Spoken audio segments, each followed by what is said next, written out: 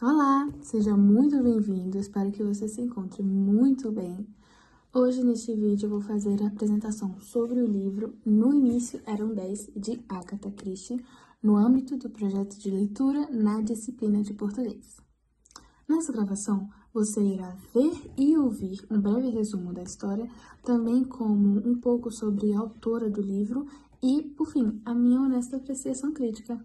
Espero que você goste. Vamos lá? O livro No Início Eram 10 foi escrito pela autora Agatha Christie, uma senhora britânica, autora de muitos livros do gênero romance policial, também como outros contos, dramas, narrativas e poesias. Ela foi uma autora muito renomada, sendo a mulher mais publicada depois de Shakespeare e a Bíblia, e também tendo seus livros traduzidos para mais de 103 países ao redor do mundo. A sua escrita revela características muito interessantes que envolvem o leitor dentro de seu mistério. Nos seus romances policiais, sempre ocorrem vários assassinatos, que vão sendo desvendados e revelados juntamente com o seu leitor, também como um fim totalmente surpreendente em todas as suas obras, assim como No Início Eram 10. Ela também analisa os traços psicológicos dos seus personagens e a complexidade da natureza humana.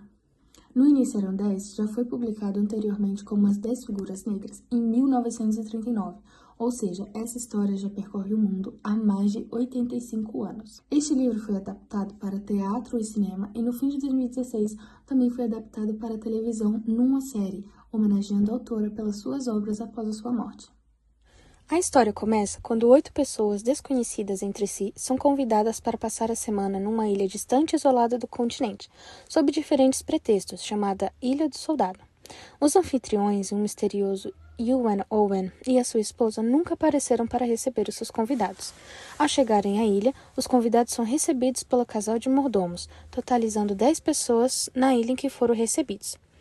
E os convidados da ilha foram o juiz Wargrave, um homem idoso com olhar penetrante e rosto severo, um juiz aposentado, inteligente, manipulador e com forte senso de justiça. A próxima convidada foi a Vera Clayton, uma jovem delicada, muito ansiosa e emocionalmente instável. Também o capitão Philip Lombard, um homem forte, aventureiro, astuto, muito corajoso e de fácil adaptação. Também temos o médico Dr. Armstrong, um homem magro, tenso e preocupado, muito inseguro, mas muito importante para essa história. Também Emily Brent, uma senhora rígida, de aparência severa, sempre de ótima postura, mas muito religiosa, fria, fanática e sem remorso. O ex-inspetor William Bloor era um homem robusto, sempre atento e com um olhar rude, muito desconfiado e sempre preparado para qualquer situação. Depois temos o general MacArthur, um homem idoso de postura rígida militar, atormentado e melancólico, preocupado com a vida. Outro convidado foi o Tony Marston, um jovem bonito e atlético, egocêntrico e apaixonado pela vida, sempre despreocupado. Já a senhora Rogers, esposa do mordomo, tinha uma expressão pálida e assustada, e era dominada pelo seu marido. Por último, temos o Thomas Rogers, o mordomo simples e trabalhador, sempre submisso e disposto, pálido e muito discreto. No primeiro dia de estadia, todos se aperceberam de que há uma cantiga infantil pendurada em seus quartos, a lenga-lenga ou poesia dos 10 soldadinhos. Quando todos descem para jantar, também se apercebem das figuras de louça dos 10 soldadinhos que decoram a mesa, o que parece fazer sentido, já que estão presentes na Ilha do Soldado. Porém, nesta noite, uma gravação suspeita é reproduzida, acusando cada um dos presentes de ser responsável por uma morte no passado. A tensão cresce e todos entram em desespero. A partir desse acontecimento, foram morrendo todos de um em um, seguindo o padrão da lenga-lenga infantil do soldadinho. Também, como todas as vezes que um deles falecia, um soldado de louça sumia da mesa do jantar.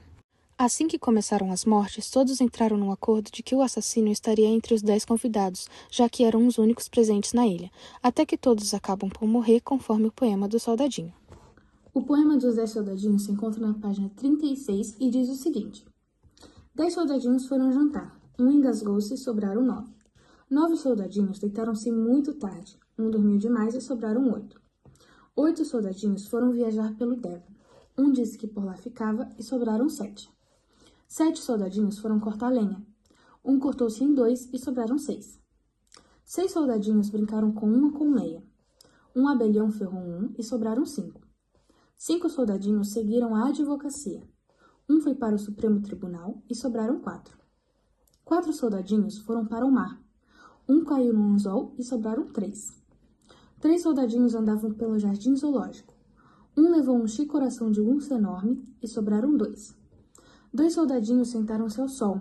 Um deles ficou assado e sobrou 1. Um soldadinho ficou completamente só. Foi e enforcou-se e não sobrou nenhum. Assim como o poema do soldadinho, o Toni Morrison engasgou-se com uísque, mas na verdade foi envenenado, pois tinha cianeto de potássio dentro de seu copo. A segunda morte da ilha foi a da Sra. Rogers, a esposa do mordomo, que tomou remédios por estar passando mal e infelizmente dormiu e não acordou, sendo afetada por uma overdose. Já a terceira morte foi do general MacArthur, pois foi golpeado na cabeça por um pedaço de madeira enquanto estava no terraço observando a paisagem. A próxima vítima foi o mordomo Sr. Rogers, que foi golpeado com um machado na sua cabeça enquanto cortava lenha no jardim da ilha.